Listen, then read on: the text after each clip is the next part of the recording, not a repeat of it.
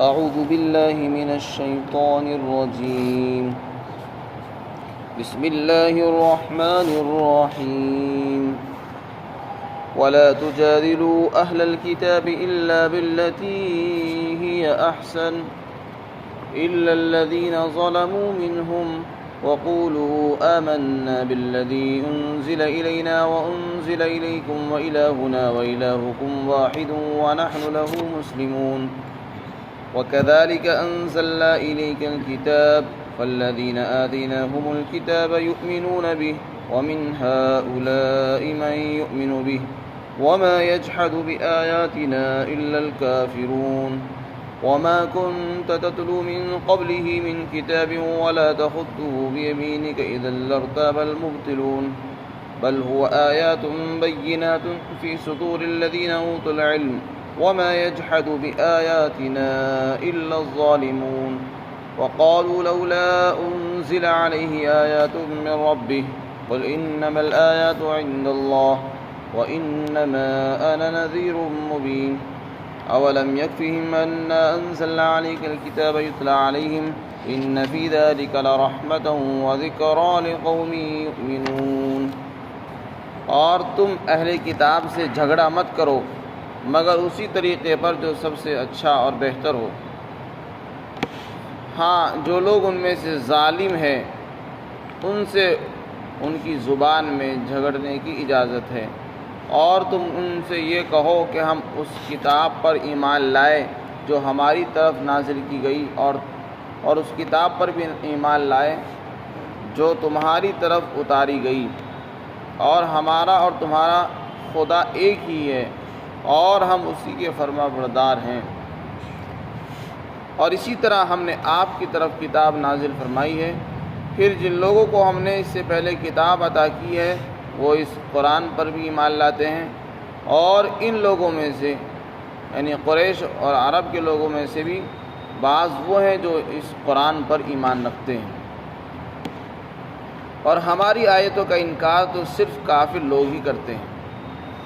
اور اے پیغمبر، آپ اس سے پہلے نہ تو کوئی کتاب کی تلاوت کرتے تھے اور نہ ہی اپنے داہنے ہاتھ سے کسی کتاب کو لکھتے تھے. اگر ایسا ہوتا تب تو باطل والے شک میں پڑ جاتے، بلکہ یہ قرآن بہت سے معجزات کا مجموعہ ہے جو علم والوں کے سینوں کے اندر واضح ہیں. اور ہماری آیتوں کا انکار ظالم لوگ ہی کرتے ہیں.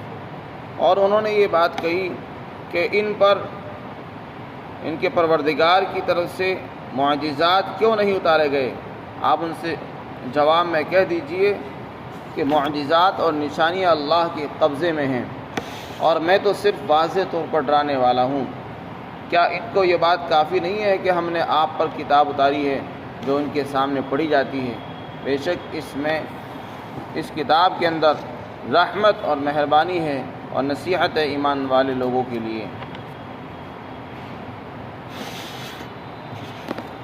جدال کے معنی جھگڑے کے آتے ہیں، بحث اور مباحثہ کرنا. اہل کتاب کہتے ہیں یہود اور نصارہ کو. اس آیت شریفہ میں مسلمانوں کو حکم دیا ہے، منع کیا گیا ہے کہ اہل کتاب یعنی جن کو اللہ نے آسمانی کتابیں عطا فرمائی ہیں ان سے جھگڑنا نہیں چاہیے. اور اگر جھگڑے کی نوبت آ جائے، بحث اور مباحثے کی ضرورت پیش آ بھی جائے، کوئی ایسا موقع اتفاقی آ جائے، تو پھر اس میں سنجیدگی اور متانت اور وقار کو ملحوظ رکھنا چاہیے. سختی سے پیش نہیں آنا چاہیے، بلکہ اچھے طریقے پر، بہتر طریقے پر بحث کرنی چاہیے. وہ احسن طریقہ کون سا ہے؟ اس کے جواب میں علماء نے لکھا ہے کہ اگر وہ سختی سے پیش آئیں تو آپ نرمی سے پیش آؤ، اور اگر وہ غصے کا مظاہرہ کریں تو آپ بردباری سے کام لیں، اور اگر وہ جاہلانہ شور و شغب سے کام لیں تو تم لوگ نرمی سے اور وقار کے ساتھ ان کے ساتھ پیش آؤ. یہ حکم ہے اہل کتاب کے ساتھ مناظرے اور مجادلے کا کہ اگر اولاً تو بحث نہیں کرنی چاہیے، اور اگر کبھی ضرورت پیش بھی آ جائے تو اس میں سنجیدگی دکھانی چاہیے.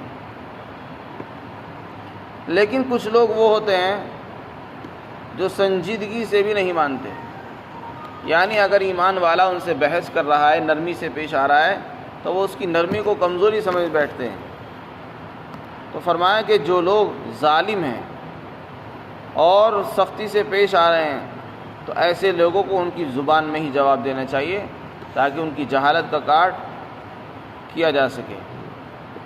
بعض علماء نے لکھا ہے کہ ظالم لوگوں سے مراد وہ لوگ ہیں جنہوں نے موسیٰ علیہ السلام، جنہوں نے حضرت عزیر علیہ السلام کو خدا کا بیٹا کہا یا حضرت عیسیٰ علیہ السلام کو خدا کا بیٹا قرار دیا، تو یہ لوگ ظالم ہیں۔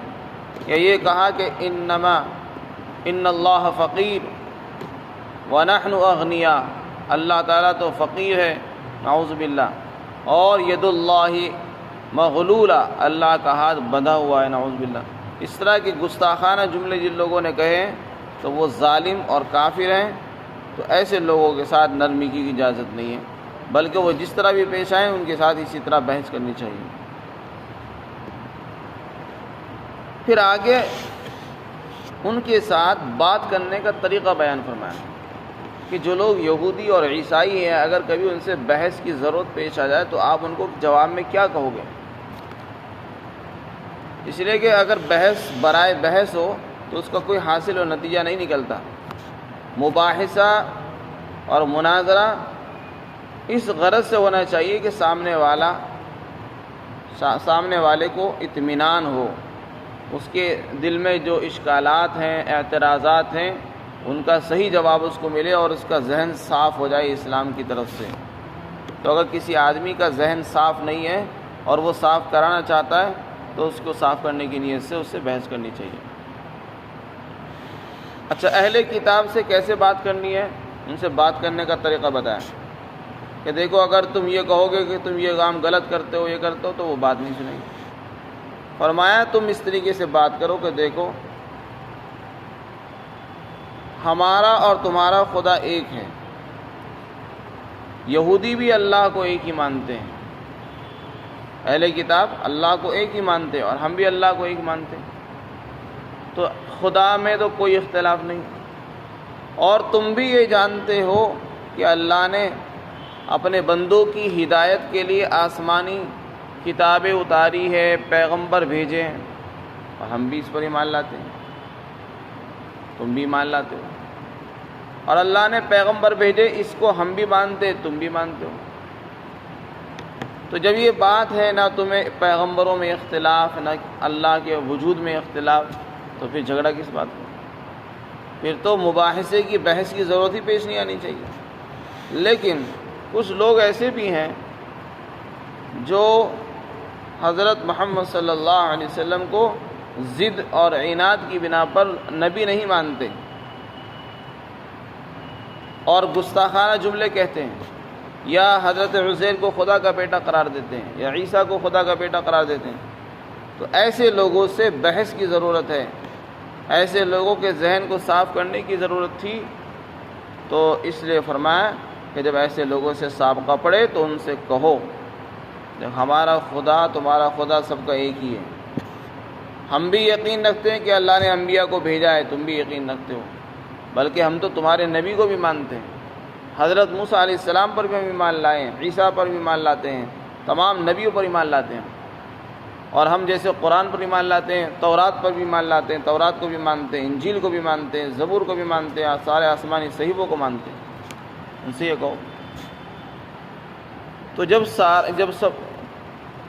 سب چیزوں کو تم بھی مانتے اور ہم بھی مانتے، پھر جھگڑا کس بات کا؟ تو اسلام کیوں نہیں لے کر آتے تم؟ جب خدا بھی ایک ہے، تمہارے نزدیک بھی خدا ایک ہے، اور تم بھی جانتے ہو کہ اللہ نے انبیاء کو بھیجا، تو پھر اسلام لے آؤ۔ انکار ہماری طرف سے نہیں، انکار تمہاری طرف سے ہو رہا ہے۔ ہم تو تمہارے نبی کو بھی مانتے، تمہاری کتابوں کو بھی مانتے، اور تم ہمارے نبی کو نہیں مانتے، نہ ہماری کتاب کو مانتے۔ تو انکار تمہاری طرف سے ہوا، ہماری طرف سے نہیں۔ ہم تو تمہارے نبی پر بھی ایمان لاتے ہیں، تمہاری کتابوں پر بھی ایمان لاتے ہیں۔ جب اس طریقے سے بات کی جائے گی تو ان کے اندر، ان کے دلوں پر اثر ہوگا، یہ تو ہماری نبی تک کو مانتے ہیں، یہ ہماری کتابوں کو بھی مانتے ہیں۔ تو امید یہ ہے کہ وہ بات مؤثر ہوگی اور وہ ہدایت کی طرف کو آئیں گے۔ اسی کو کہا اور تم یہ کہو کہ ہم ایمان لائے ہیں اس کتاب پر جو ہماری طرف اتاری گئی اور اس کتاب پر بھی جو تمہاری طرف اتاری گئی ہے، اور ہمارا تمہارا خدا ایک ہی ہے اور ہم اسی کے فرمانبردار ہیں۔ یعنی ہم اللہ کی فرمانبرداری کرتے ہیں، تم بھی فرمانبردار بن جاؤ اور اسلام لے آؤ۔ ہم تو فرمانبردار بن چکے، بس ضرورت تمہاری ہے، تم ایمان لے آؤ۔ بخاری شریف کے اندر حضرت ابو ہریرہ رضی اللہ عنہ کی روایت ہے، وہ فرماتے ہیں کہ یہودی اہل کتاب تورات کو عبرانی زبان میں پڑھتے تھے اور اس کی تفسیر عربی میں مسلمانوں کے سامنے کیا کرتے تھے۔ اللہ کے رسول صلی اللہ علیہ وسلم نے فرمایا لا تصدقوا اہل الکتاب ولا تکذبوہم وقولوا آمنا بالذی انزل الینا وانزل الیکم والہنا والہکم واحد ونحن له مسلمون۔ اللہ کے رسول نے فرمایا اہل کتاب کی نہ تو تصدیق کرو، یعنی ان کی باتوں کو نہ تو سچا بتاؤ کہ یہ سچ بول رہے ہیں، نہ ان کی بات کی تکذیب کرو، تکذیب مطلب نہ جھٹلاؤ۔ وہ جو بھی بات تمہارے سامنے آ کے کر رہے ہیں، نہ تو ان کی ہاں میں ہاں کرو نہ کرو، خاموش رہو۔ فرمایا نہ تو تصدیق کرو نہ تکذیب کرو، بلکہ کیا کہو، خاموشی بھی نہیں اختیار کرنی۔ فرمایا یہ کہو ہم اس کتاب پر ایمان لاتے ہیں جو اللہ نے حضرت موسیٰ پر نازل فرمائی تھی، اور اس پر بھی ایمان لاتے جو اللہ نے ہمارے نبی پر نازل فرمائی۔ وہ کون سی کتاب تھی وہ اللہ جانتے ہیں۔ اس وقت جو کتاب ان کے ہاتھوں میں موجود ہے وہ نہیں ہے جو اللہ نے اتاری تھی، اور وہ یہ کہلوانا چاہتے ہیں کہ تم اس کو مانو جو اس میں لکھا ہو۔ تو ہم کیسے مان لیں؟ اگر ہم اس کو مان لیں گے تو پھر یہ ہمارے لیے غلط ہو جائے گا۔ تو ہمیں اس طرح کہنا ہے کہ ہم وہ اس تورات پر ایمان لاتے ہیں اور اس انجیل پر ایمان لاتے ہیں جو اللہ نے اپنے نبی پر اتاری تھی۔ اب وہ کون سی تھی وہ اللہ ہی کو معلوم ہے، اب وہ اس وقت کہاں موجود ہے اس کا علم اللہ کے پاس۔ اس طریقے سے آدمی نہ تو غلط بات کی تصدیق کرے گا اور نہ صحیح بات کو جھٹلا سکے گا۔ پھر آگے ارشاد فرمایا ہم نے جیسے اور لوگوں کے سامنے کتابیں اتاری ہے، اسی طرح ہم نے آپ کے پاس بھی کتاب بھیجی ہے، اتاری ہے۔ یہ قرآن کریم اللہ نے آپ کو عطا فرمایا ہے۔ اس کتاب پر بہت سے یہودی اور عیسائی ایمان رکھتے ہیں۔ چنانچہ جب آپ مدینہ منورہ تشریف لائے تو حضرت سلمان فارسی، حضرت عبداللہ بن سلام اور حبشہ کے نصارہ بہت سے لوگ مسلمان ہو گئے اور قرآن پر ایمان لائے، اور مکہ کے مشرکین میں سے بھی بہت سے لوگ ایمان لائے، قریشیوں میں سے اور اہل عرب اور عرب قبائل میں سے بہت سے لوگ مسلمان ہوئے۔ پھر آگے فرمایا کہ اس کا تو انکار صرف کافر لوگ ہی کرتے ہیں، جن کو عناد ہے، ہٹ درمی ہے، وہی لوگ ہماری آیتوں کا انکار کرتے ہیں، ورنہ تو بہت سے یہودی انصاف پسند جو حق کے متلاشی ہیں وہ اس کتاب کو بھی مانتے ہیں۔ اس کے بعد جو آیت شریفہ ہے اس میں آپ صلی اللہ علیہ وسلم کی نبوت کی ایک واضح دلیل بیان کی گئی۔ آپ صلی اللہ علیہ وسلم اللہ کے نبی ہیں، اس کی کیا دلیل ہے؟ اس کو سمجھنے سے پہلے بطور تمہید کے یہ سمجھنا چاہیے کہ اللہ کے رسول صلی اللہ علیہ وسلم 40 سال مکہ میں رہے، کوئی اختلاف نہیں تھا۔ 40 سال تک مکہ میں مکرمہ میں رہے، اور 40 سال کے بعد آپ کو نبوت ملی،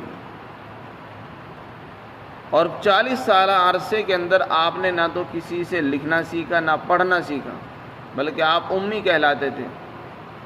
امی کہتے ہیں جس نے کسی انسان سے پڑھنا لکھنا نہ سیکھا ہو اس کو امی کہتے ہیں۔ جب آپ کو نبوت مل گئی جب بھی نہیں سیکھا آپ نے، لیکن آپ تبلیغ کرتے رہے 13 سال مکہ مکرمہ کے اندر، قرآن کی آیتیں پڑھ کر سناتے تھے۔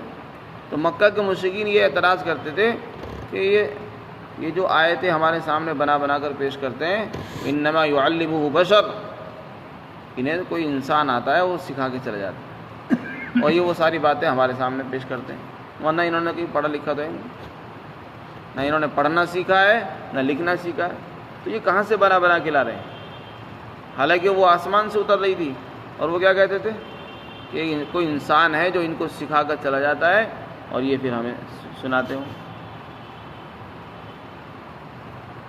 تو اللہ تعالیٰ نے یہاں پر اس کا جواب دیا اور یہ فرمایا کہ اگر اللہ تعالیٰ اگر حضرت محمد صلی اللہ علیہ وسلم کسی سے لکھنا پڑھنا سیکھ جاتے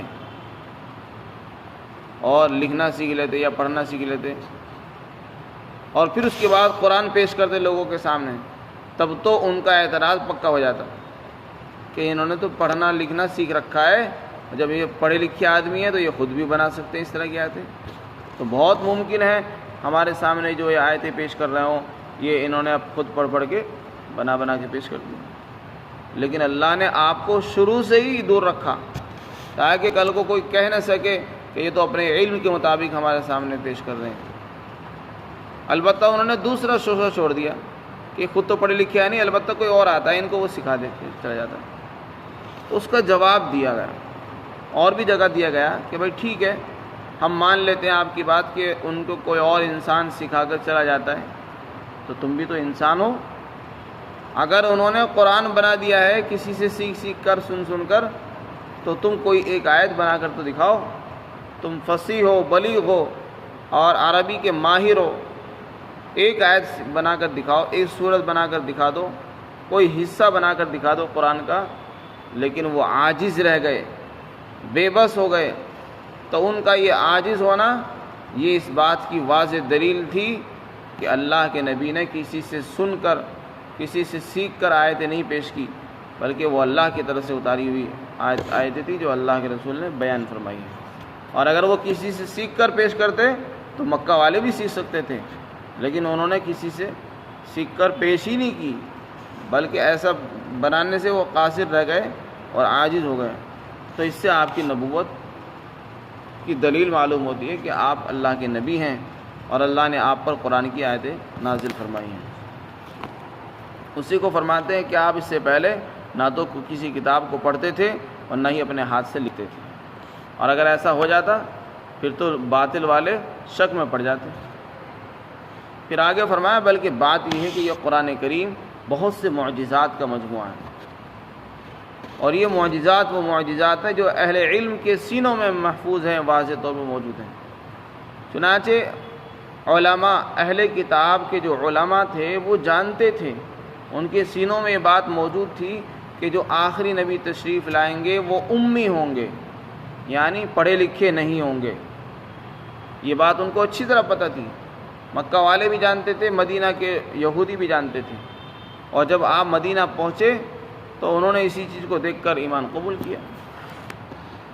اس لیے فرمایا جو اہل علم ہے ان کے سینوں کے اندر تو واضح طور پر یہ آیتیں موجود ہیں، لیکن اگر کوئی انکار کر رہا ہے تو وہ صرف اناد اور ہٹ درمی کی بنیاد پر ہے، تو ایسے لوگ ظالم ہیں، وہ ہماری آیتوں کا انکار کرتے ہیں۔ پھر انہوں نے ایک اعتراض اور بھی کیا کہ ہم جو بھی معجزے کا مطالبہ کرتے ہیں وہ اترتا نہیں، تو پھر ہم کیسے مان لے آئیں؟ اس کا جواب دیا گیا کہ معجزات کا بھیجنا یہ اللہ تعالیٰ کے ذمہ ہے، اللہ تعالیٰ کسی کا پابند نہیں ہے۔ البتہ معجزات اللہ کے قبضے میں ہیں، جب چاہتا ہے معجزے بھیجتا ہے، جب نہیں چاہتا نہیں بھیجتا۔ نبی کے ہاتھ میں معجزوں کا اتارنا نازل کرنا نہیں ہے، بلکہ نبی کا کام صرف لوگوں کو خبردار کرنا ہے، لوگوں کو آگاہ کرنا ہے، آنے والے خطرات سے ان کو خبردار کرنا ہے اور ڈرانا ہے۔ اچھا رہا معاملہ معجزے کا، یہ لوگ معجزہ کا جو شور مچا رہے ہیں کہ معجزہ کیوں نہیں لاتے، تو فرمایا کیا ان کے لیے یہ معجزہ کافی نہیں ہے؟ قرآن تو بہت بڑا معجزہ ہے، بلکہ اس کی ہر آیت مستقل معجزہ ہے۔ تو جن لوگوں کو ایمان لانا ہو ان کے لیے تو قرآن ہی بہت بڑا معجزہ ہے، ایسا معجزہ ہے کہ بچہ اس کو حفظ کر لیتا ہے سینے کے اندر، دنیا کی اور کوئی کتاب نہیں جس کو انسان اور بچے حفظ کر لیتے ہیں۔ فرمایا کیا ان کے لیے یہ بات کافی نہیں تھی کہ ہم نے آپ پر قرآن اتارا اور جو ان کے سامنے پڑھا جاتا ہے، اور یہ بہت بڑا معجزہ ہے، اس میں رحمت ہے،